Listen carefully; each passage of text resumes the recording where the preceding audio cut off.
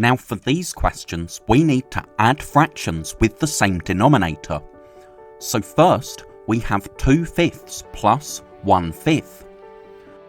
We know that 2/5 means we have 2 parts out of 5, so we can show 2/5 on our fraction bar, and 1/5 means that we're adding 1 part out of 5, and we can show 1 part out of 5 on the same fraction bar. So here we can see that 2/5 of our fraction bar is blue, and 1/5 of our fraction bar is yellow. So with addition, what we're doing is putting things together. So if we want to know 2/5 plus 1/5, we can count the total amount of our fraction bar that's coloured in. We can see that we have 1, 2, 3 pieces coloured in, so our numerator is going to be 3, and we still have 5 parts altogether. So our answer is 3/5. And this is confusing because we only add the numerators and the denominator just stays the same. Some children make the mistake of adding the denominators, but you can see with our fraction bar that we haven't split the fraction bar into 10 pieces. We still have 5 pieces in our fraction bar, but we can see that now 3 of those pieces are coloured in.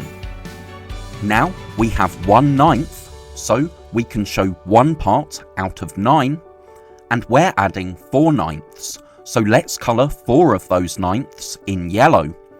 Again, we're adding, so we need to see what have we got all together.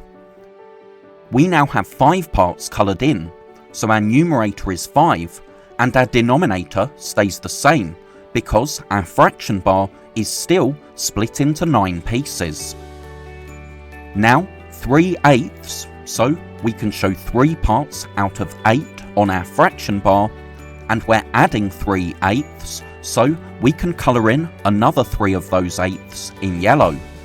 So now we can see that altogether we have 6 parts out of 8 coloured in, so our answer is 6/8.